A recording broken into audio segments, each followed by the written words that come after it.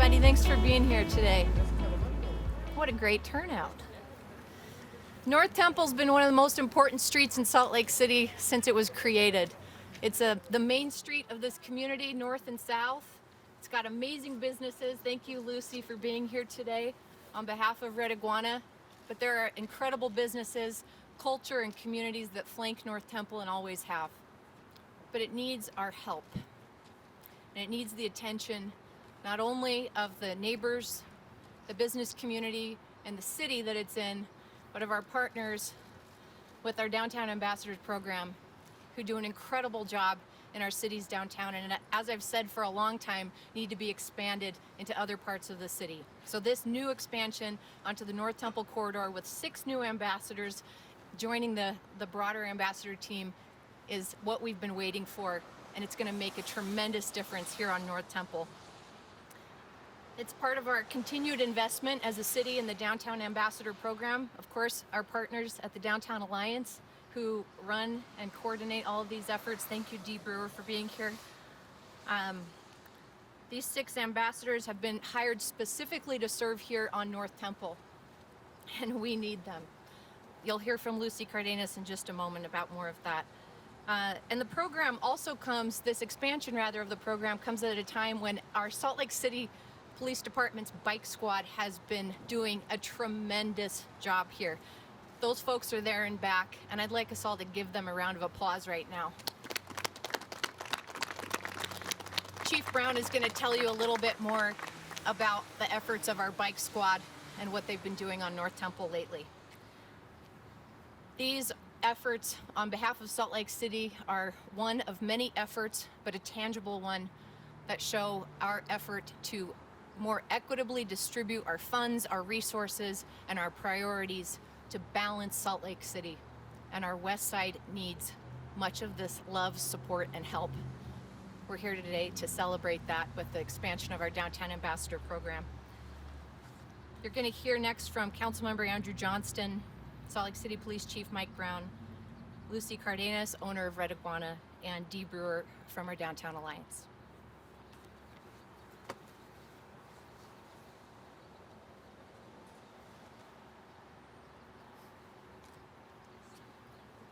I want to thank the mayor for her words and set up basically everything I was going to say, really.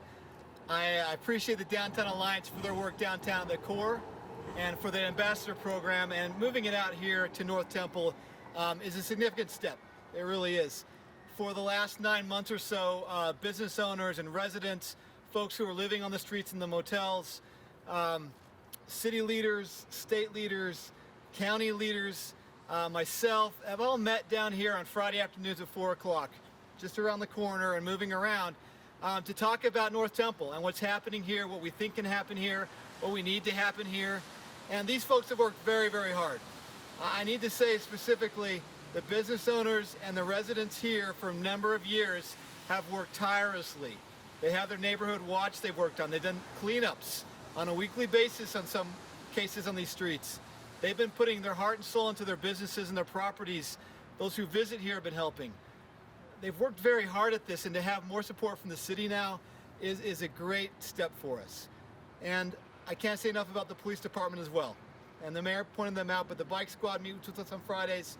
I've gone out with them on nights here on North Temple in the area, and their efforts to help keep it safe for everybody are truly amazing. It's hard to sort of say that unless you experience what they see.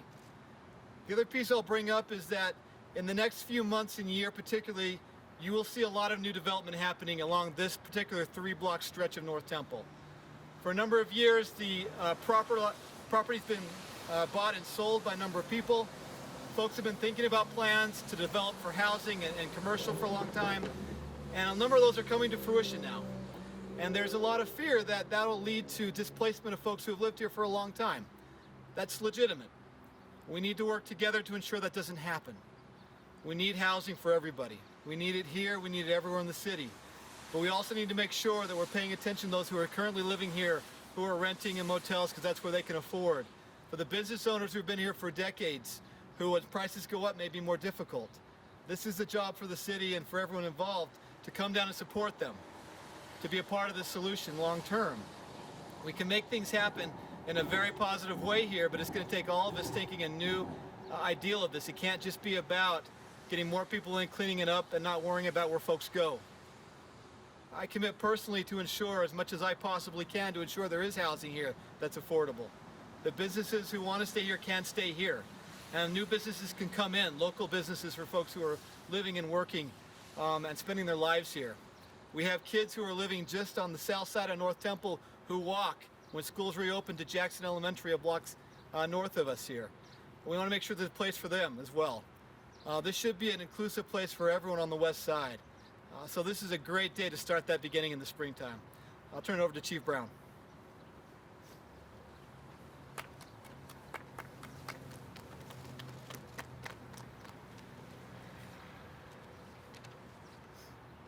Good morning. Thank you for being here. I should be wearing a hat. My hair's going to get wet. Mayor Mendenhall and Councilmember Johnston, thank you for your kind words about this. Much appreciated. You know, one of our core values in the Salt Lake City Police Department is commitment to the community. The Pioneer Bike Squad and the Salt Lake City Gang Squad exemplify commitment to the community. They do a fantastic job down here in all their work that they do. This includes, I mean, many times people think they're very one-dimensional, but they work very closely with the CCC, our social workers. They do a lot of outreach, kind, compassionate service to the community, providing the services and things that those that are experiencing homeless, that they need. But make no mistake, if you're a predatory criminal, if you're down here to sell dope in our community, if you're down here to steal cars, to carry guns, to threaten people, they will find you and they will arrest you. Well, let me tell you a little bit about how effective they've been. From January of 2021 to April, so in 3 months, the Bike Squad, the Pioneer Bike Squad, has arrested 86 individuals on felony charges. That's a lot of people. They have seized 10 firearms off these streets. They have recovered 9 occupied stolen vehicles. They have seized over 2,000 grams of illegal narcotics that were destined for the streets of this community. I have example after example of these type of situations, these type of arrests in summaries that I get every week submitted by this Bike Squad. Well, how do we make this community safer? We do it through partnerships. Partnerships like these guys here, the Downtown Ambassadors. Maybe we're going to call you the North Temple Ambassadors, huh? I just want to tell you, we're excited to partner with them in this area. We're going to do great work down here. They are our resource. They are our ears and eyes. They really help us in a lot that we do. Many times, they'll respond to the low-level nuisance calls, trespassing, a man or woman down. They can respond sometimes quicker because we're tied up on a higher priority call, and they can assess the situation and help us out. But boy, I'll tell you what, when they really need to step up, they do. There was a situation up at the St. Mark's Cathedral a couple of months ago, where there was an encampment, an illegal encampment that had set up and established on the west side of the church there. As we all know, in these encampments, there are many that are suffering from addiction or mental health issues. On one day, there was an individual that went to the front doors of the school, because there is a school there. He took a large rock and started to bash through the window of the door to that school. The ambassadors were there. They responded quickly. They were able to motivate this individual to leave the school. We responded. We gave chase to the suspect that was fleeing. We caught him. But the ambassadors took care of the situation. They made sure that the school children were safe, and they helped expedite and get people out of the school. So thank you. Thank you for the great work. Mayor Mendenhall, Councilmember Johnston, thank you for your support. This is going to be a great program. It's going to be something that will really make a difference in this community, because it's going to take all of us. All of us. It's going to take these partnerships to make this community better. Thank you.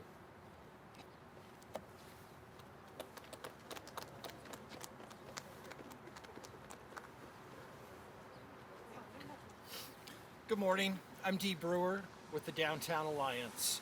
I want to acknowledge the great efforts that have been made by many here. Thank you to the mayor and to the chief and to the city for prioritizing this neighborhood. And we're very pleased to bring our ambassadors to the neighborhood. I also want to acknowledge Sandra Holland, who helped arrange for financing for this effort. But I want to say a few things about our ambassadors here. Since 2018, the Downtown Street Ambassadors have worked tirelessly to ensure the downtown streets are welcoming to everyone, that they are safe for everyone. They're on the streets daily, helping people find their way, find directions to restaurants, to retailers. They're helping business owners who are dealing with individuals who are in crisis. And they were helping people in crisis get to shelter and get the services that they need. In 2020, the Downtown Ambassadors performed 6,591 wellness checks on individuals downtown. They referred 1,448 individuals to shelter and services. They performed 2,859 merchant checks, responding to merchants who needed assistance. And they administered 184 doses. They administered 184 doses of naloxone to prevent overdose. We're confident that the great work that the ambassadors have done in downtown will also have an impact here. We want the people who live in the North Temple District, the people who visit the North Temple District, to feel safe. Thank you very much.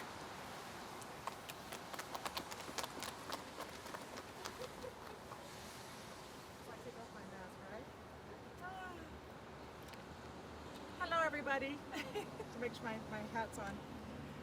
I'm Lucy Cardenas, and I own the Red Iguana and Red Iguana 2 and Taste of Red Iguana. And Red Iguana 2 is just 2 blocks away, and I actually live in this neighborhood. I am a child of the West Side. I grew up in Rose Park. My family established this business in 1985. I have seen a thing or two on this street, and I want to thank the mayor, councilman, my dear chief, all the local people here, our community that have kept us in business for over 30 years. I'm thrilled to see ambassadors on North Temple. Every day, I see people suffering in this neighborhood. I walk this neighborhood with my dog. I want to continue to enjoy my neighborhood, and this neighborhood has so much to offer, so much potential. And I love the River District. I love my river, my parks, but I see things that are concerning, that break my heart, and I'm not going anywhere. I live here, I want to stay here, my business is here. We employ 145 souls. 145 people work for us, and we serve over 1,000 people a day. Over 1,000 people come to our restaurants, come to this neighborhood, and they want to know where to go, what to see, what can they do while they wait for a table. And I want to offer them something special, something great, something very Salt Lake. I'm just so thrilled and that you're all here, and I'm overjoyed, and it's inspiring, and it's making me more determined than ever to take care of my neighborhood, take care of my people, our customers, and you guys all take care of yourselves. Thank you. Thank you.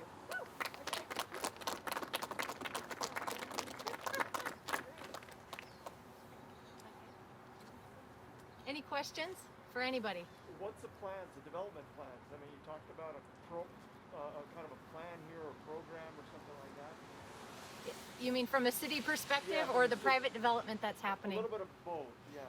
So, and perhaps our economic development team wants to chime in at all, but we've had a redevelopment project area covering North Temple for a very long time. And it has in many ways failed to be the economic lever that these project areas have been successfully in other areas, like Sugar House, for example, which is now all done as a project area. the city's tools that we normally leverage to create the positive change that a community wants to see. The communities actually help us write that project area plan in each unique project area. They haven't worked as well. And I think that as Lucy put so articulately, this is a decades long and even a generational circumstance of trial for this corridor, where the economic pressures that a city can exert on its own haven't been strong enough. We have a qualified opportunity zone that covers a lot of the land in this west side of Salt Lake City, and it's bringing in really hundreds of millions of dollars into the city of new investment that's going to be focused on primarily affordable housing. That's a fantastic new gust of momentum for us. But really the priority of my administration to do whatever we need to do to think outside the box of tools that we've been failing with for too long in this area, I think brings up these kind of partners, expansion of things that we know work well. We know every single day of the week they're out there helping people who are visitors to our city, who are residents of our city, housed and unhoused. So we're going to keep expanding things that we know work, and we're going to try new things. But we're going to take advantage as much as we can of that private investment that's coming into the city, specifically along the North Temple corridor. Did you want to add anything, Andrew, on growth? Okay. I mean, are we talking how much housing? Are we talking more restaurants? Are we talking more, I don't know, clubs? What's going to change here in North Temple? And you want me to keep going, guys? If you look at the type of investment that qualified opportunity zones, which was a federal program the Treasury released just a couple of years ago, those investors get the most out of affordable housing investments. So for the opportunity zone dollars that are coming in, we are going to see more affordable housing. But we know from a city perspective, an economic perspective, a downtown vitality, you need your workforce to be able to live where they work. You need people to be able to have the economic capital to spend money at businesses like Red Iguana when they don't feel like cooking and they come home and they live right over there. We need all types of income to have healthy communities and in neighborhoods. And we've had a preponderance of lower socioeconomic income in this area for a very long time, which has been part of the difficulty economically speaking. So while we see qualified opportunity zone investment bringing affordable housing, our redevelopment agency and our housing trust fund is looking also to make sure there's a balance of market rate to support the local economy here. When you ask about restaurants, distilleries, clubs, artist spaces, maker spaces, those are absolutely things that we're interested in supporting as a city. And Dee, I don't know if you have any ideas or details about those kind of businesses coming in. All that and more. Do you have a timeline at all? I mean, are we? Well, all of these things. Ben, did you want to say something? Yeah, there are several timelines. When you think about this holistically, some of these projects obviously aren't public yet because they're still in the works and there are negotiations taking place. But we'll see what we have in the pipeline at the early stage. Some of those things that we can't talk about quite yet are some of those what we call catalytic projects. Those things that really on their own, as they're built out, will encourage the foot traffic and the things that will build some of the foot traffic that encourages small businesses like restaurants and that activity that you're talking about. I think we're at an exciting time right now. We're at a pivot point that some of those projects are just getting momentum. And as Councilmember Johnston and the mayor said, we also have this area is uniquely positioned for growth, and some of those key assets like the opportunity zones are really what's kicking off that interest, but that takes some time to develop. And some of those projects we'd love to talk about today, but they're just in that negotiation timeline or on the cusp of being able to talk about them. So, Councilmember Johnston. yeah. Councilmember Johnston was just reminding me that there's a market that's going to be breaking ground at the Fair Park in May that the city's been a participant financially in. And Rocky Mountain Power, with their 100 acres on the south side of North Temple, they're going to be redeveloping that Gatsby power plant site over the coming decade, but they're beginning that work now. There was one other one you brought up.